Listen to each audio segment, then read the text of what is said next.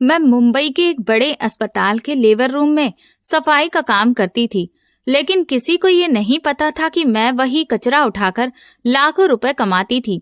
ये जानकर आपके भी रोंगटे खड़े हो जाएंगे कि डिलीवरी के वक्त डॉक्टर और नर्सें क्या चीज कचरे में फेंक देती हैं। एक ऐसी चीज जिसे दुनिया सोने के भाव खरीदने को तैयार थी। मेरा नाम मीना है। मैंने बचपन से गरीबी और तंगी के सिवा कुछ भी नहीं देखा। मेरे पिता एक दिहाड़ी मजदूर थे जो पूरी जिंदगी मेहनत करते रहे, लेकिन 2 वक्त का खाना भी ठीक से नहीं जुटा पाते थे। मैं उनकी इकलौती बेटी थी और मेरे 2 भाई थे। जब पिताजी की सेहत बिगड़नी शुरू हुई तो घर का चूल्हा ठंडा पड़ गया। उनकी खांसी बढ़ती गई, शरीर कमजोर होता गया और एक दिन उन्होंने काम पर जाना बंद कर दिया। तब मेरी माँ ने हिम्मत की और उसी प्राइवेट अस्पताल में सफाई का काम शुरू कर दिया जहां आज मैं काम करती हूँ। वो मामूली सी नौकरी थी, लेकिन माँ की थोड़ी सी तनख्वाह से हमारा टूटा फूटा घर किसी तरह से चलने लगा। पर जिंदगी के झटके यहीं नहीं थमे। पिताजी बीमारी से लड़ते लड़ते एक दिन चल बसे। माँ पूरी तरह से अकेली पड़ गई। उन्होंने मेरी शादी एक दूर के रिश्तेदार के बेटे बिरजू से कर दी, क्योंकि बचपन में बड़ों ने हमारा रिश्ता तय कर दिया था। माँ को क्या पता था कि बिरजू को नशे की लत लग चुकी है। वो जिम्मेदारी से भागने वाला, हर वक्त नशे में धुत रहने वाला आदमी बन चुका था। शादी के बाद जब ये सच सामने आया तो मेरे पैरों तले से जमीन खिसक गई। माँ खुद भी शुगर की मरीज थी और उनकी तबीयत अक्सर बिगड़ जाती थी। मेरे 2 बच्चे हो चुके थे, एक बेटा और एक बेटी। बिरजू कुछ करता नहीं था, इसलिए पूरा घर चलाने का बोझ मुझ पर ही आ पड़ा था।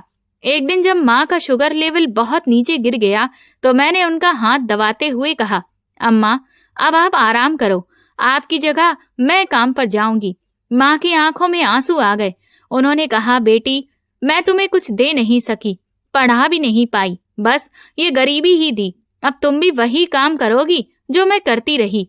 मैंने उनका हाथ थामते हुए कहा, अरे माँ, काम कोई छोटा या बड़ा नहीं होता और बिरजू के साथ मुझे तो निभाना ही है, घर की इज्जत भी तो रखनी है।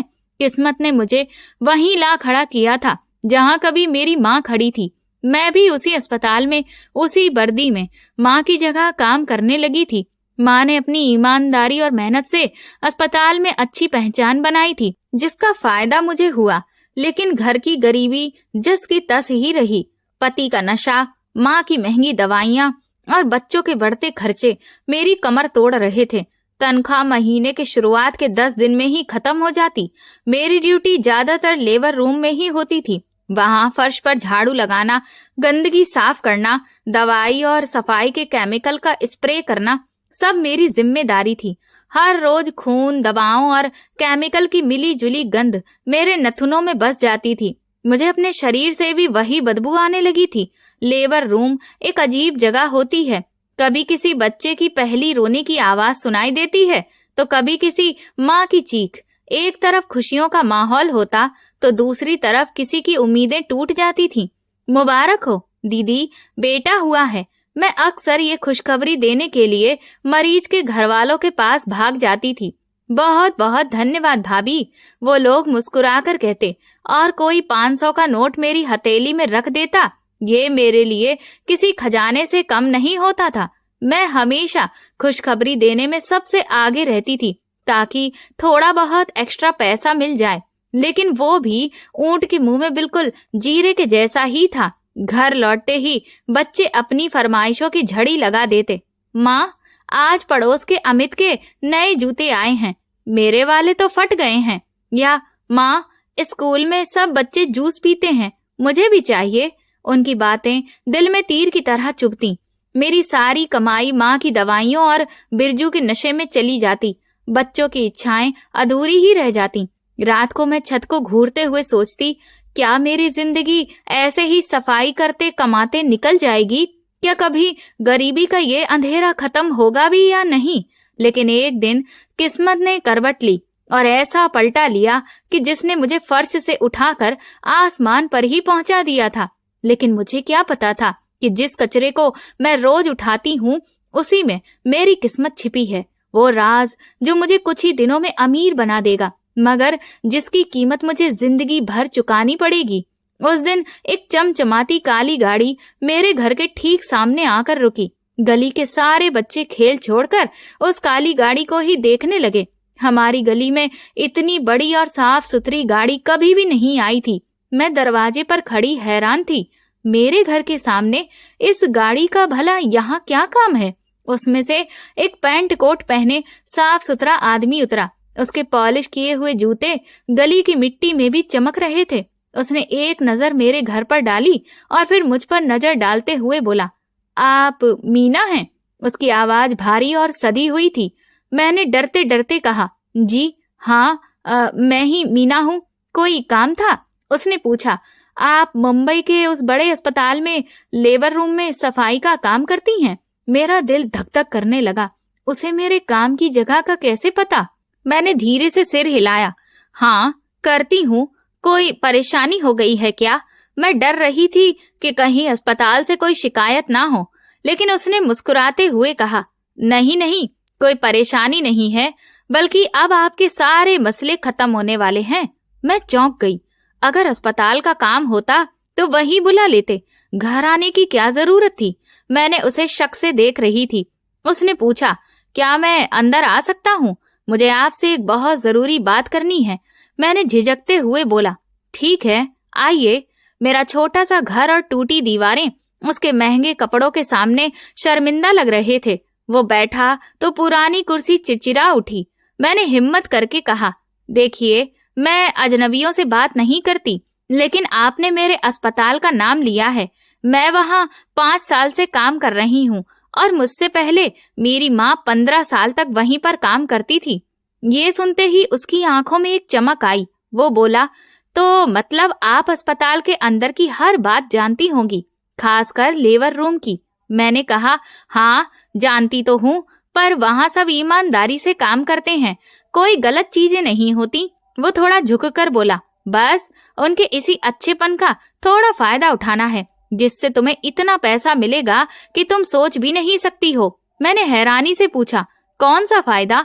वो मुस्कुराया और बोला, तुम्हें तो रोज कचरा उठाना होता है ना, बस उसी कचरे में तुम्हारे लिए एक ऐसी चीज है जो तुम्हें कुछ ही दिनों में करोड़पति बना सकती है। उसका जुमला ऐसा था कि जैसे किसी ने मेरे सर पर हथौड़ा मार दिया हो। करोड़पति, और वो भी कचरे से? मुझे एक पल के लिए लगा कि ये आदमी या तो पागल है या फिर मेरा मजाक उड़ा रहा है। ये मेरी गरीबी का मजाक उड़ाने आए हो क्या? मेरा लहजा एकदम से सख्त हो गया। माना तुम लोग अमीर हो और हम कूड़ा बीनने वाले हैं, लेकिन हमें हमारी जिंदगी जीने दो। निकलो यहाँ से। वो मेरी बात पर गुस्सा करने के बजाय हल्का सा मुस्कुराया। मीना जी, जो बात मैं आपको बताने जा रहा हूँ वो शायद आपके अस्पताल के बड़े बड़े डॉक्टरों को भी नहीं पता होगी, क्योंकि ये हिंदुस्तान है और यहाँ लोगों को इस बात का एहसास ही नहीं कि औरतों में बच्चे के जन्म के बाद एक ऐसी कीमती चीज फेंक दी जाती है जिससे हजारों नहीं लाखों रुपए कमाए जा सकते हैं। उसकी बातों में कुछ ऐसा था जिसने मेरे गुस्से को जिज्ञासा में बदल दिया। कौन सी चीज? कैसी कीमती चीज? वो मैं बताऊंगा। उसने अपनी जेब से एक मुड़ी तहरी हुई पर्ची निकाली। कल से जब भी कोई डिलीवरी हो, तुमने कचरे में से वो चीज निकालकर अलग एक थैली में रख लेनी है। ठीक है, रख दूंगी, मैंने बेसब्री से कहा, पर बताओ तो सही, वो चीज आखिर है क्या? उसने वो पर्ची मेरी तरफ बढ़ाई। इस पर सब लिखा है, इसे ध्यान से पढ़ लो। कल से तुम्हारा काम शुरू होगा, मैं तुमसे खुद संपर्क करूंगा। ये कहकर वो उठकर बाहर चला गया। मैं उसे जाते हुए देखती रही जब तक उसकी काली गाड़ी गली के मोड़ से गायब नहीं हो गई। फिर मैंने कांपते हाथों से वो पर्ची खोली। उस पर सिर्फ एक शब्द लिखा था, एक ऐसा मेडिकल शब्द जो मैंने कभी कभार नर्सों की जुबान से सुना था, लेकिन उसका मतलब मैं नहीं जानती थी। मैंने उस शब्द को बार बार पढ़ा। समझ में ही नहीं आ रहा था कि आखिर वो बेकार सी चीज इतनी कीमती कैसे हो सकती है, जिसे डॉक्टर और नर्सें इस्तेमाल की हुई रुई और पट्टियों के साथ फेंक देते हैं। मेरा दिल कह रहा था कि ये कोई धोखा है, कोई चाल है, लेकिन दिमाग कह रहा था अगर इसकी बात में जरा भी सच्चाई हुई तो मेरी और मेरे बच्चों की जिंदगी पूरी तरह से बदल सकती है। उस एक शब्द ने मेरे अंदर लालच और डर की ऐसी लड़ाई छेड़ दी थी जिसका फैसला अगले दिन अस्पताल के लेबर रूम में होना था। उस रात मुझे नींद ही नहीं आई।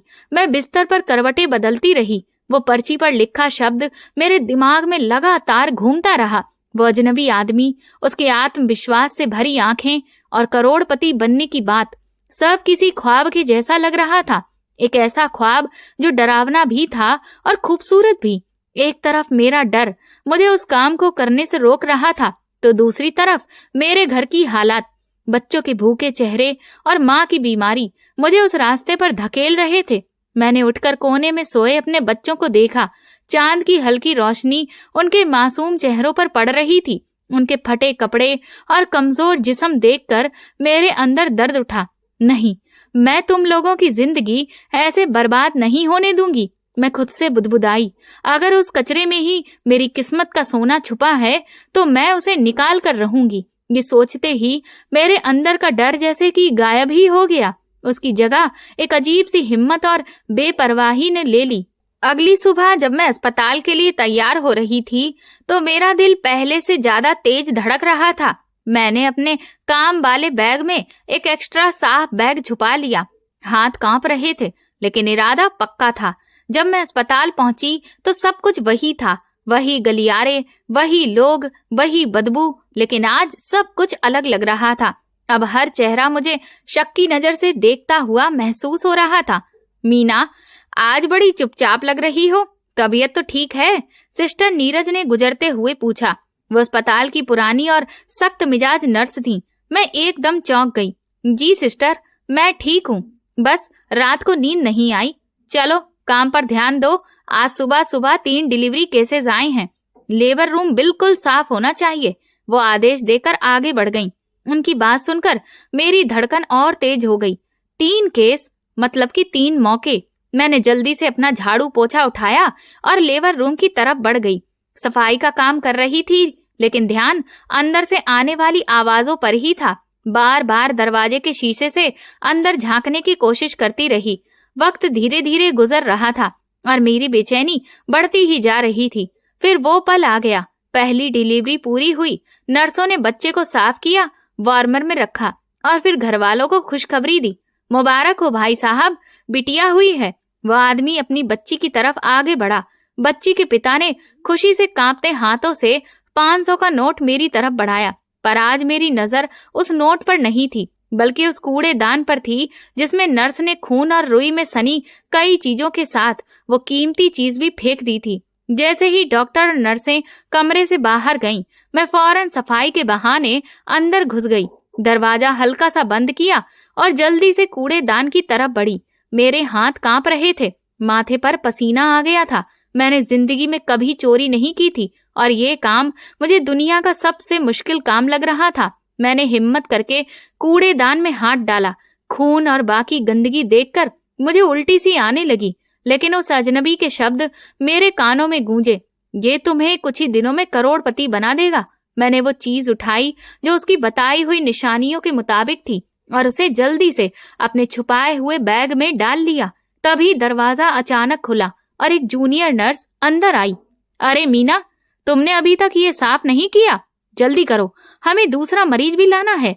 मैं जैसे पकड़ी ही गई थी। झट से वो बैग बाल्टी के नीचे छुपा दिया। जी सिस्टर, बस 5 मिनट में सब साफ कर देती हूँ, मैंने घबराहट में कहा। उसके जाने के बाद मेरी जान में जान आई। ये मामला पकड़े जाने के बिल्कुल करीब ही था। शाम तक मैंने इसी तरह डरते डरते छुप छुप कर और ज्यादा 2 थैलियां और जमा कर ली। छुट्टी का वक्त हुआ तो मैंने वो थैला अपने बड़े बैग में छुपाया और अस्पताल के पिछले गेट की तरफ निकल गई। वो गेट वैसे तो कम ही इस्तेमाल होता था। वहां पहुंचकर मैंने उसी नंबर पर कॉल की जो उस आदमी ने मुझे दिया था। मैं पिछले गेट पर हूँ, मैंने धड़कते दिल से कहा। 5 मिनट में पहुंच रहा हूँ। दूसरी तरफ से आवाज आई। ठीक 5 मिनट के बाद वही काली गाड़ी अंधेरे से निकली। वो आदमी गाड़ी से उतरा और फिर मेरी तरफ बढ़ा। मैंने बिना कुछ कहे वो थैला उसके हवाले कर दिया। उसने थैला गाड़ी की पिछली सीट पर फेंका और अपनी जेब से नोटों की मोटी गड्डी निकालकर मेरे हाथ में थमा दी। ये तेरी आज की मेहनत है, वो हंसकर बोला। मैंने कांपते हाथों से नोट पकड़े। जिंदगी में इतने पैसे एक साथ मैंने कभी नहीं देखे थे। ये 2000 के नोट थे। शायद 800 से भी ज्यादा, मेरी पूरे महीने की तनख्वाह से 10 गुना ज्यादा। इतने पैसे देखकर मेरे मुंह से खुद ब खुद निकला, कहा था ना ये कचरा नहीं सोना है। वो मुस्कुराया, गाड़ी में बैठा और तेजी से निकल गया। मैं वहीं खड़ी नोटों को देखती रही, आंखों में आंसू आ गए। डर, गुनाह और शर्मिंदगी का जो एहसास था, उस पर अब लालच और खुशी भारी पड़ चुकी थी। उस वक्त मुझे अपने भूखे बच्चे, बीमार माँ और एक रोशन आने वाला कल दिखाई दे रहा था। मैंने उसी वक्त तय कर लिया, अब ये काम मैं रोज करूंगी। अस्पताल से घर तक का रास्ता जैसे कि हवा में उड़कर तय हुआ। हाथों में पकड़ी नोटों की गड्डी अब मुझे कागज के टुकड़े नहीं लग रहे थे, वो मेरी उम्मीदें थीं, मेरे बच्चों के सपने, मेरी माँ की सेहत की गारंटी। डर और जुर्म का एहसास अब कहीं पीछे छूट गया था और उसकी जगह एक अजीब सी नशे वाली खुशी ने ले ली थी। पहली बार जिंदगी में मुझे लगा कि मैं मजबूर नहीं हूँ, ताकतवर हूँ। घर जाने से पहले मैं सीधा उस मेडिकल स्टोर पर गई जहाँ से मैं माँ की दवाइयाँ हमेशा उधार पर लेती थी। भाई साहब, माँ की शुगर और ब्लड प्रेशर की दवाई दे दो, मैंने कहा। दुकानदार ने मुझे ऊपर से नीचे तक देखा और रूखेपन से बोला, पहले पिछला 2000 रुपया चुका दो, फिर दवा मिलेगी। मैंने गुस्सा करने की बजाय शांति से अपने थैले से 2-2 हजार के नोट निकाले और काउंटर पर रख लिए। लो अपने 2000, और अब मुझे पूरे 2 महीने की दवाइयां पैक करके रख दो। दुकानदार की आंखें फैल गईं, उसका लहजा तुरंत बदल गया। अरे जीजी, अभी देता हूँ, आप बैठो जरा। आज पहली बार मुझे पैसों की ताकत का सही मतलब समझ आया था। वहां से मैं फल और सब्जी की दुकान पर गई, वो सारे फल खरीदे जिनकी तरफ मेरे बच्चे हमेशा हसरत से देखते थे। फिर राशन की दुकान से महीने भर का मैंने सामान लिया। आखिरी में बच्चों के कपड़ों की दुकान पर गई और उनके लिए नए कपड़े और चमकदार जूते खरीदे। जब मैं घर पहुंची तो दोनों हाथों में थैले भरे हुए थे। माँ देखो, मेरे बेटे ने एक थैले में से नई शर्ट निकालकर खुशी से चिल्लाया। मेरी बेटी ने नए जूतों को सीने से लगा लिया। उनके चेहरों पर जो सच्ची खुशी थी, उसे देखकर मुझे लगा कि मैंने कोई गुनाह नहीं किया, बल्कि सबसे नेक काम किया है। माँ मुझे बाजू से पकड़कर एक कोने में ले गई। उनके चेहरे पर खुशी के साथ चिंता भी थी। मीना, ये सब कहाँ से आया? तूने कहीं से कर्ज तो नहीं लिया ना? देख, हम गरीब जरूर हैं, लेकिन उधार में नहीं जी सकते। मैं इस सवाल के लिए तैयार थी। नहीं माँ, अस्पताल वालों ने बोनस दिया है, बोले कि तुम और तुम्हारी माँ सालों से ईमानदारी से काम कर रही हो, तो ये इनाम है। मैंने सफाई से झूठ बोला। माँ को पूरी तरह यकीन तो नहीं हुआ, पर वो चुप हो गई। भगवान तेरा भला करे, उन्होंने मेरे सिर पर हाथ फेरते हुए कहा। इतने में मेरा आदमी बिरजू, जो शायद कोने में सो रहा था, शोर सुनकर उठ गया।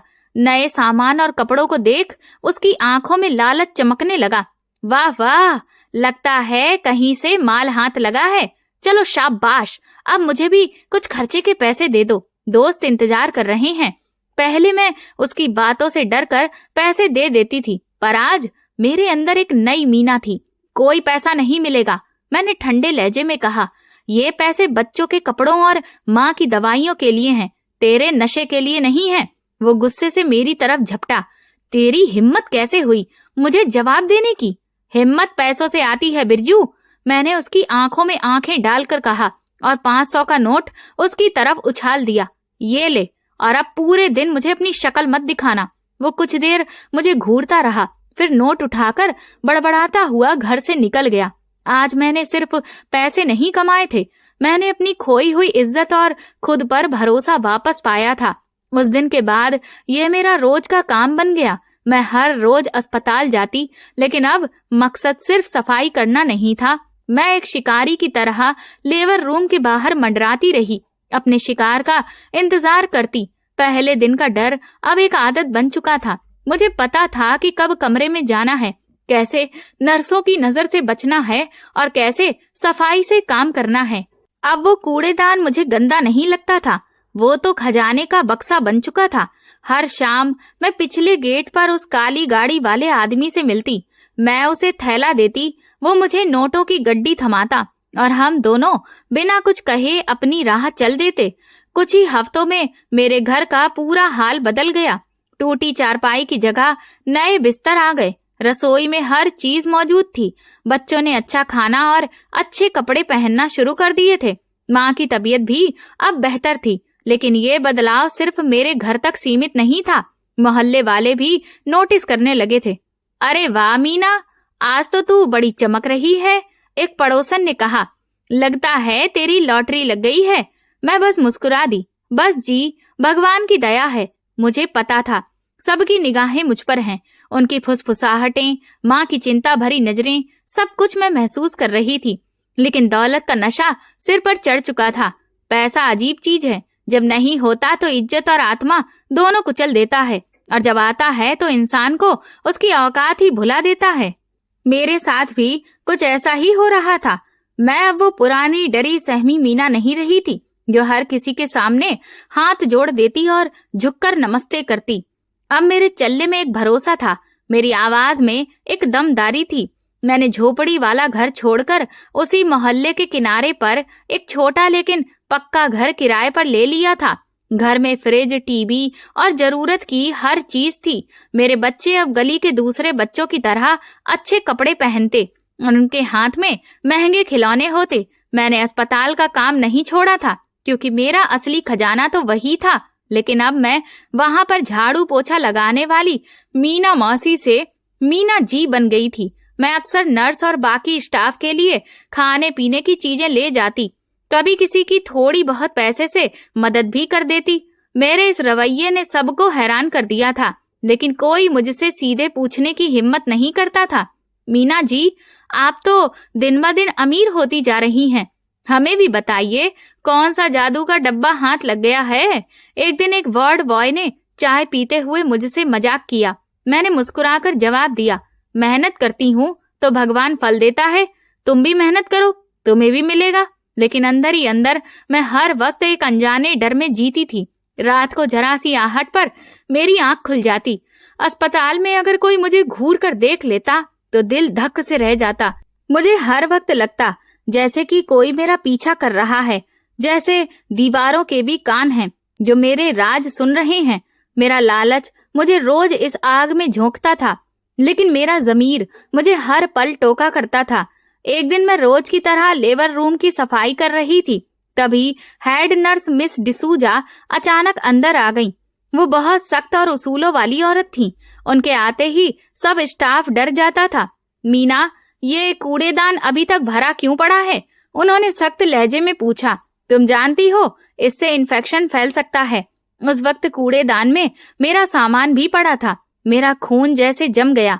जी मैडम, बस उठाने ही लगी थी। दूसरी मरीज की हालत खराब थी तो वहीं मदद करने चली गई थी, मैंने हड़बड़ाते हुए कहा। उन्होंने शक भरी नजर से मुझे और फिर कूड़ेदान को देखा। आजकल तुम्हारा ध्यान काम पर कम और इधर उधर ज्यादा है। याद रखना, ये अस्पताल है, तुम्हारा घर नहीं। यहाँ छोटी सी गलती भी किसी की जान ले सकती है। ये कहकर वो कमरे से चली गईं। उनके जाने के बाद मैंने गहरी सांस ली। मेरे पैर कांप रहे थे। ये अब तक का सबसे बड़ा खतरा था।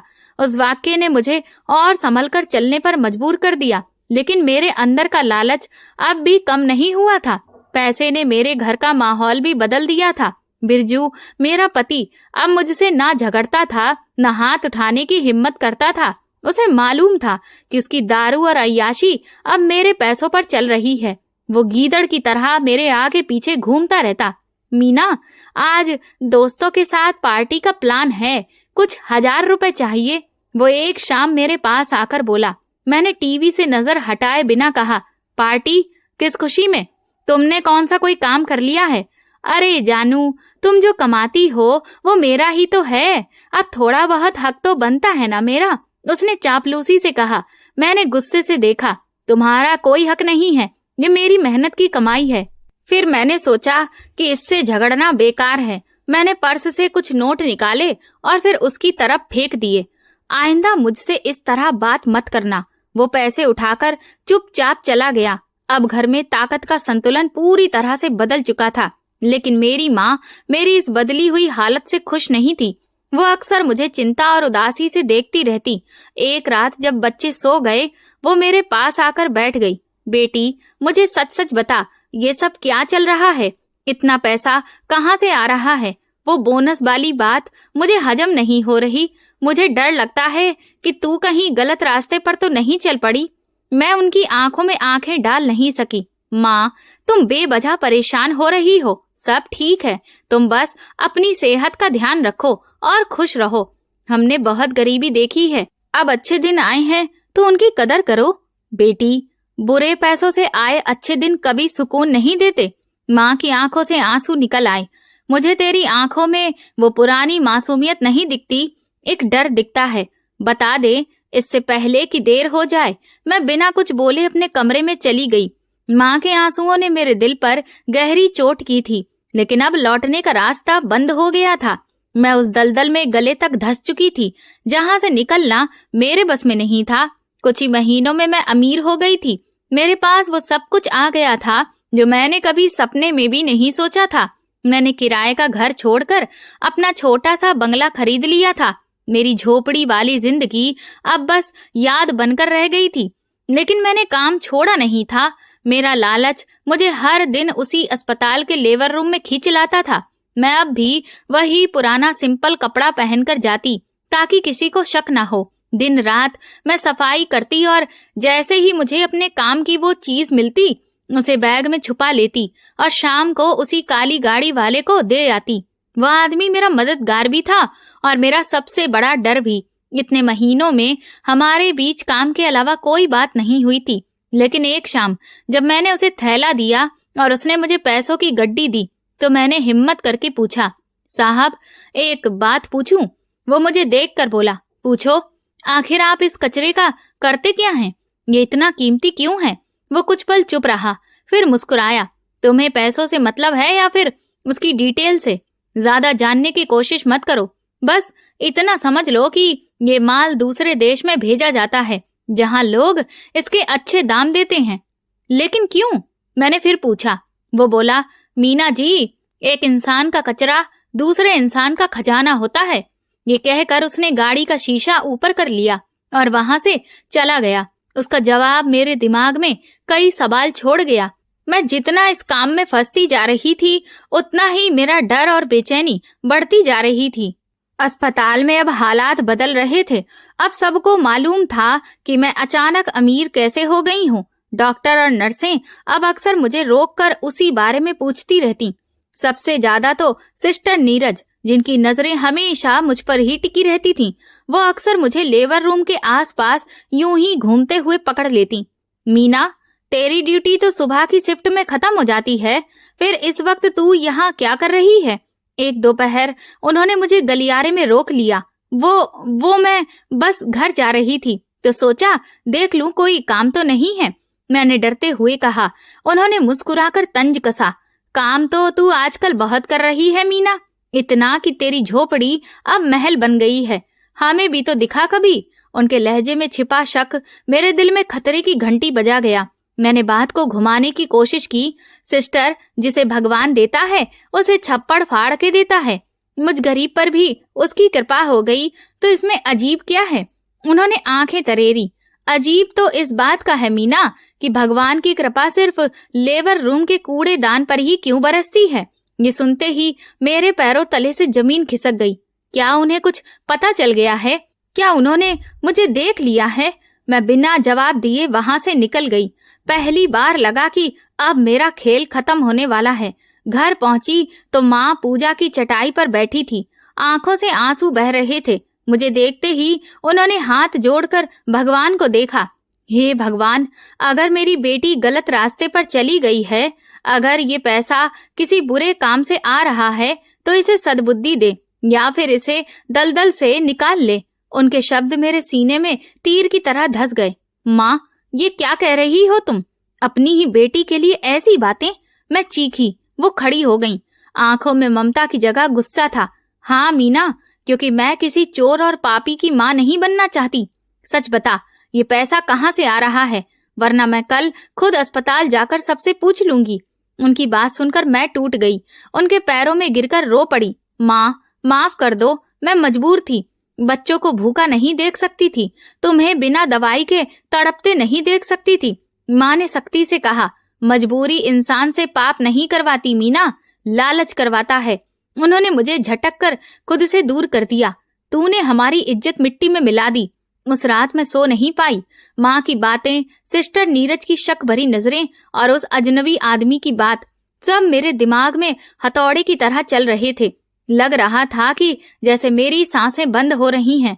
अगले दिन भारी दिल से मैं अस्पताल पहुंची। मैंने सोच लिया था आज आखिरी बार ये काम करूंगी। फिर उस आदमी से मिलकर साफ कह दूंगी कि अब ये सब नहीं होगा। मेरे पास अब इतना पैसा हो चुका था कि कोई छोटा मोटा काम मैं आराम से शुरू कर सकती थी। मैंने फिर लॉकर खोला तो यूनिफॉर्म में से एक मुड़ी हुई पर्ची गिरी। मेरा दिल धक्क से रह गया। कांपते हाथों से मैंने उस पर्ची को खोला। उस पर लिखा था, मैं जानती हूँ तू कूड़े में से क्या निकालती है।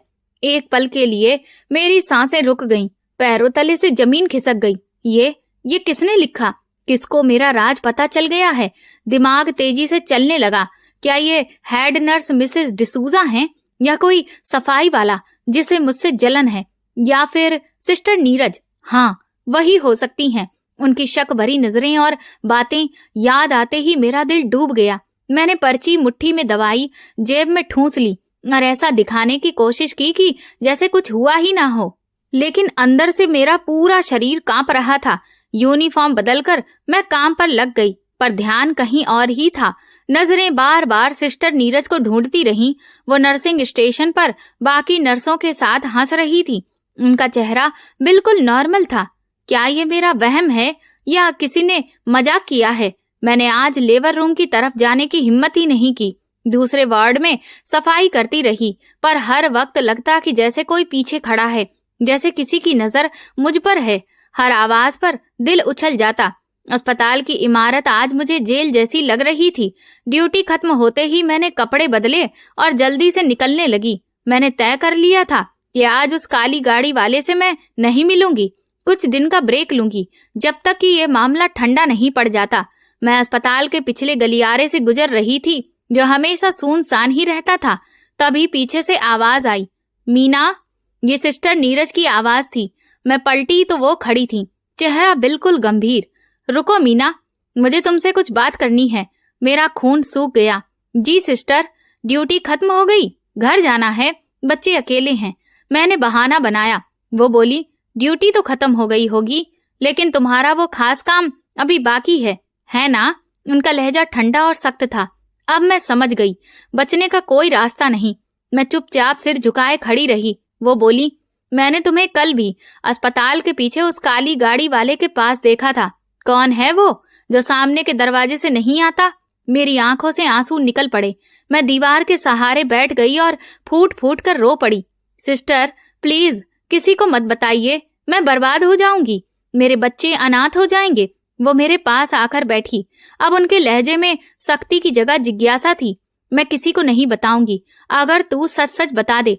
आखिर उन थैलियों में क्या है जिन्हें तू इतनी छिपा कर ले जाती है? तू अचानक इतनी अमीर कैसे हो गई? मैं हिचकियों के बीच बोल पड़ी, सिस्टर, जब आप लोग किसी औरत की डिलीवरी करते हो तो डिलीवरी के बाद जो झिल्ली यानी कि प्लेसेंटा कूड़े में फेंक देते हो, मैं वो चुरा कर बेचती हूँ। ये सुनते ही सिस्टर नीरज के चेहरे पर घृणा और हैरानी छा गई। क्या पागल हो गई है तू मीना? वो तो गंदा फालतू हिस्सा होता है, उसे कौन खरीदेगा? मैंने धीमी आवाज में कहा। मुझे नहीं पता सिस्टर, बस उस आदमी ने कहा था कि ये बहुत कीमती है। लेकिन क्यों? आखिर वो इसका करता क्या है? उन्होंने गुस्से से पूछा। मैं कांपते हुए बोली, उसने बताया था कि उन्हीं झिल्ली से बड़ी बड़ी कंपनियां क्रीम और इंजेक्शंस बनाती हैं, वही जो अमीर औरतें झुर्रियां मिटाने और जवान दिखने के लिए लगाती हैं। वो प्लेसेंटा उन एंटी एजिंग क्रीम में इस्तेमाल होता है। सिस्टर नीरज के चेहरे पर अब सन्नाटा था, आंखों में हैरानी, घिन और सदमा सब साथ था। वो सुन रही थी एक ऐसी सच्चाई जो उन्होंने कभी सोची भी नहीं थी। जो चीज वो रोज गंदगी समझकर फेंकती थी, वही असल में लाखों रुपए का सोना थी, जो एक औरत के शरीर से निकलकर दूसरी औरत के चेहरे की खूबसूरती को बढ़ाने में काम आती थी। राज खुल चुका था। सिस्टर नीरज की आंखों में शक और हैरानी की जो लहर दौड़ रही थी, वो हर पल बदल रही थी। मैं उनके कदमों में बैठी अपनी किस्मत के फैसले का इंतजार कर रही थी कि अब वो मैनेजमेंट को बुलाएंगी, पुलिस आएगी और मेरे सब कुछ खत्म हो जाएगा। ये ख्याल मेरे दिमाग में बार बार घूम रहा था, लेकिन उनकी खामोशी बढ़ती ही जा रही थी। वो मुझे नहीं बल्कि सामने खड़ी दीवार को घूर रही थी, जैसे कि उनका दिमाग किसी गहरी सोच में डूबा हुआ हो। तो तुम कह रही हो कि ये चीजें झुर्रियां मिटाती हैं? उन्होंने आखिरकार खामोशी तोड़ी। उनकी आवाज में गुस्सा नहीं था, बस एक अजीब सी कमजोर सिसक थी, और ऐसा लग रहा था कि जैसे वो ये सोच रही हो कि इससे लाखों मिलते हैं। मैं रोते हुए बस सन्नाटे में अपना सिर हिलाती रही। जी सिस्टर नीरज, मैंने आपको सब सच बता दिया है। अब जो सजा देंगी मैं मान लूंगी। बस मेरे बच्चों का ख्याल रखिएगा। मेरी विनती पर उन्होंने मानो ध्यान ही ना दिया हो। उनका ध्यान तो कहीं और ही था। वो आदमी हर थैली के कितने पैसे देता है और तुम दिन में कितना जमा कर लेती हो? उनके सवाल मेरे लिए हैरान कर देने वाले थे। सजा की जगह इतना सवाल क्यों? डर की चपेट में मैंने सारी बात बतानी शुरू की। सिस्टर नीरज, वो हर थैली के 20 से 25 हजार दे देता है। जिस दिन ज्यादा केस होते हैं उस दिन लाख तक भी बन जाते हैं। एक दिन में कभी कभी लाख तक। ये बात उनके मुंह से जैसे फुसफुसाहट बनकर निकली। अचानक मैंने उनके चेहरे पर वही लालच देखा जो महीनों पहले मैं खुद में देखती थी। उनकी निगाहें अपने हाथों पर टिक गईं, लकीरों और छोटी छोटी झुर्रियों पर ठहरी। मुझे महसूस हुआ कि उनके दिमाग में भी वही जंग चल रही थी जो कभी मेरे दिमाग में थी। वो अपने तरीके की सख्त लेकिन ईमानदार नर्स थी, पर शायद उनकी जरूरतें उनके उस तरीके से बड़ी थीं। शायद उनके भी कुछ अधूरे सपने थे जिन्हें छोटी तनख्वाह में पूरा नहीं किया जा सकता था। एक लंबी अजीब सी खामोशी के बाद उन्होंने गहरी सांस ली और मेरी तरफ देखा। उनकी आंखों में अब कोई दया या फिर गुस्सा नहीं था, बस एक ठंडी कारोबारी चमक थी। उठो मीना, आंसू पोंछो, तुम्हें कोई सजा नहीं मिलेगी। उन्होंने ऐसे कहा जैसे कि फैसला सुनाया हो। मैं हैरानी से उनकी तरफ देख रही थी। क्या मतलब? मैंने पूछा। मतलब ये कि कल से ये काम तुम अकेली नहीं करोगी। उनका ये वाक्य मेरे लिए पहले वाले खुलासे से भी बड़ा झटका था। मैं समझ ही नहीं पाई। सिस्टर नीरज उठकर खड़ी हुई और मेरा हाथ पकड़ा। अब रोना धोना बंद, काम का समय शुरू है। तुमने बहुत बेवकूफी से काम किया है, कभी भी पकड़ी जा सकती थी, लेकिन अब ऐसा नहीं होगा। उनकी आवाज में सख्ती थी और बातें गुप्त तरीके से कह रही थी। जैसे ही कोई केस फिनिश होगा, थैली कूड़ेदान में नहीं जाएगी। मैं उसे खुद उठाकर मेडिकल स्टोर रूम के उस कोने में रख दूंगी जहां पर कोई भी नहीं जाता है। वहां वो सुरक्षित रहेगी। तुम्हें बार बार लेबर रूम के बाहर खड़े होने की जरूरत ही नहीं है। छुट्टी के वक्त तुम स्टोर रूम से थैला उठाकर बाहर जाकर उस आदमी को दे दोगी, समझी? मैं उनकी सख्त बात सुनकर जम ही गई थी। जिस औरत ने मुझे मौत के जैसा डर लगता था, वही अब मुझे उस गलत काम को और भी सुरक्षित तरीके से करने का तरीका सिखा रही थी। और जो भी पैसा आएगा उसने अपनी शर्त भी रख ली, उसमें से 30% मेरा होगा। धीरे धीरे सारा खेल मेरी समझ में आ गया। ये कोई दया नहीं थी, ये तो पार्टनरशिप की पेशकश थी। उन्होंने मेरी मजबूरी और मेरे डर को अपनी तरक्की का जरिया बना लिया था। लेकिन सिस्टर नीरज, ये तो जुर्म है। मेरा मुंह झटके में बोल पड़ा।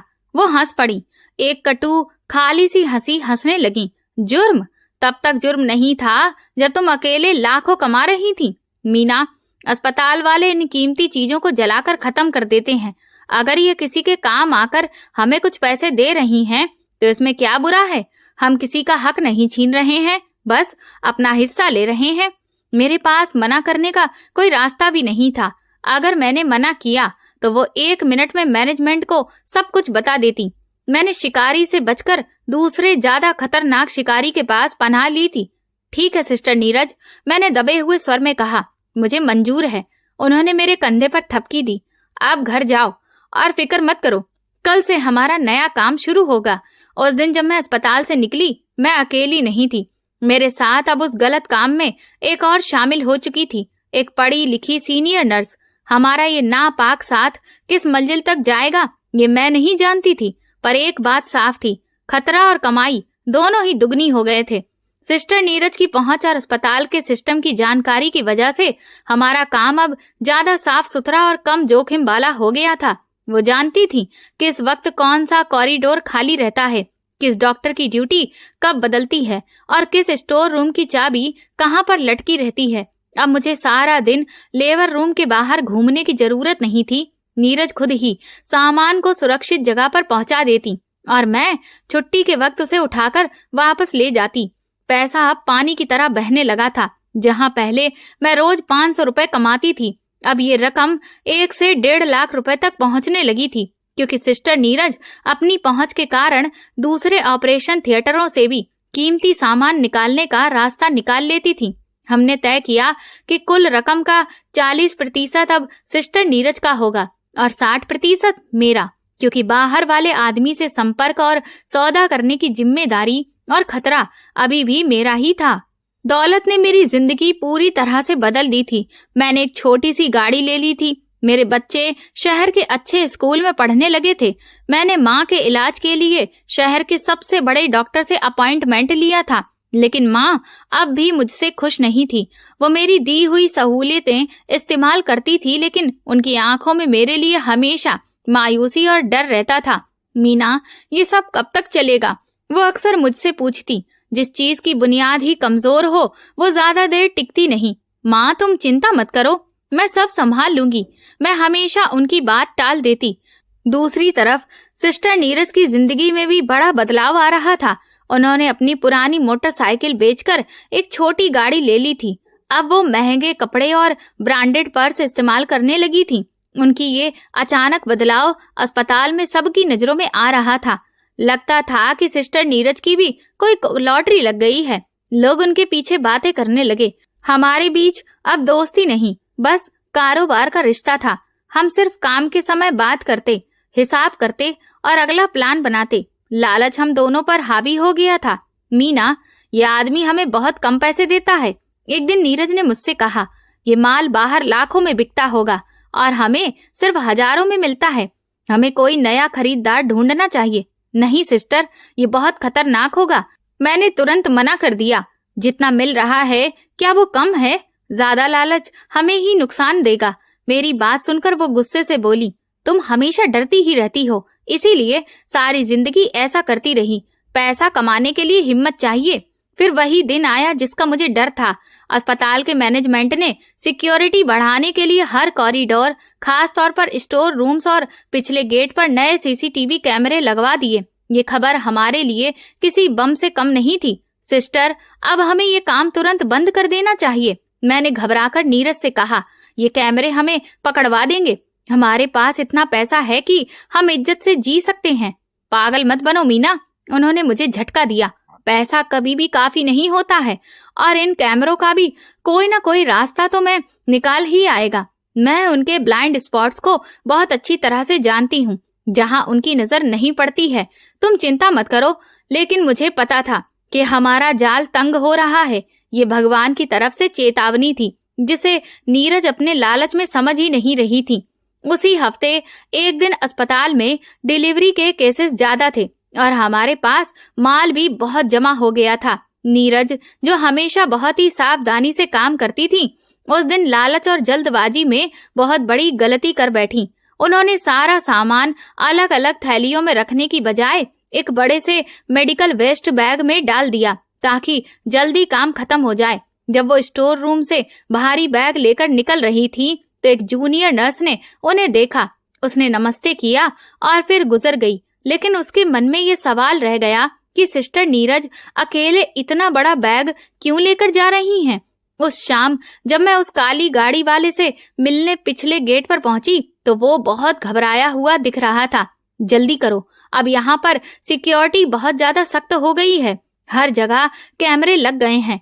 मुझे लगता है कि ये हमारी आखिरी डील हो सकती है। उसने पैसे मेरे हाथ में देते हुए कहा और फिर तेजी से गाड़ी भगा ली। उसके अल्फाज मेरे दिल में उतर गए। आखिरी डील? मेरा दिल कह रहा था कि वो सच बोल रहा है। हमारा खेल अब खत्म होने वाला था। जूनियर नर्स ने मिस डिसूजा को सब बता दिया। मिसेस डिसूजा पहले से ही मुझ पर और नीरज पर शक करती थी। वो फौरन से चौकन्ना हो गईं। उन्होंने मैनेजमेंट से बात करके पिछले दिनों की सीसीटीवी फुटेजेस निकलवाईं। सबूत उनकी आंखों के सामने था। फुटेज में साफ दिख रहा था कि सिस्टर नीरज डिलीवरी के बाद लेबर रूम से सीधे स्टोर रूम जाती हैं और थोड़ी देर बाद भारी बैग के साथ बाहर आती हैं।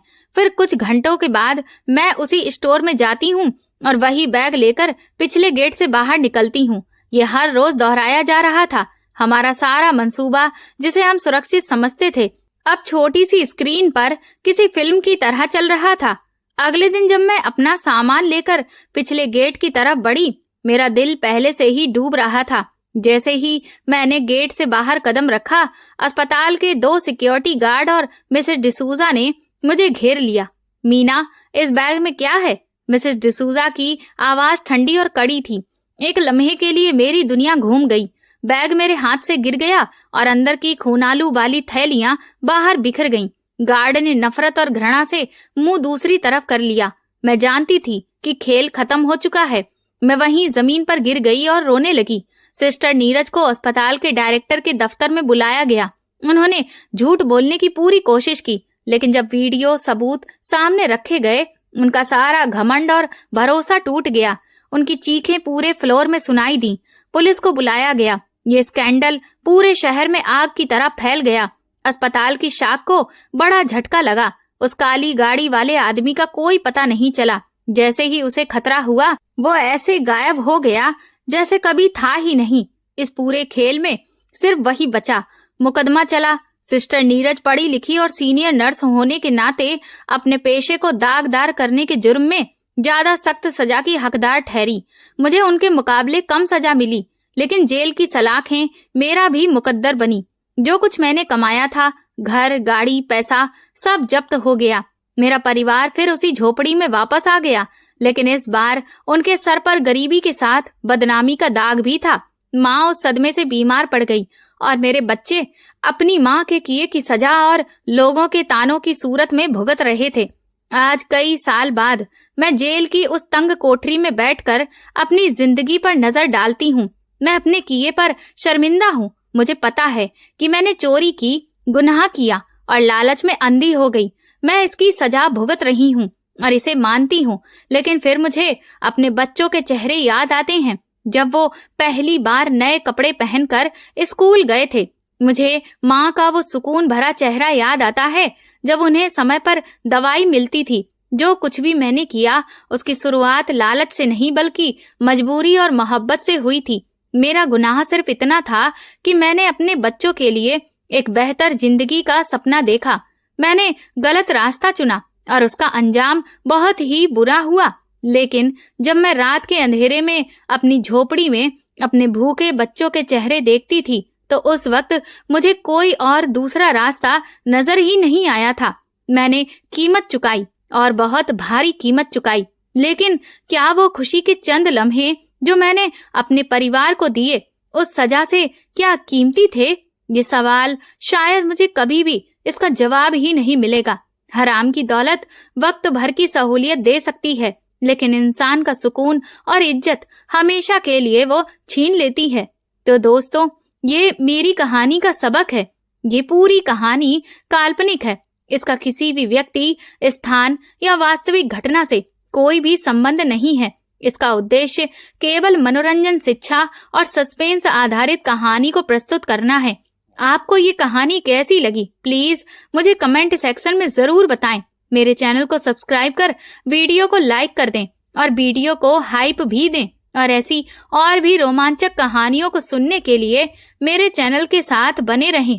धन्यवाद।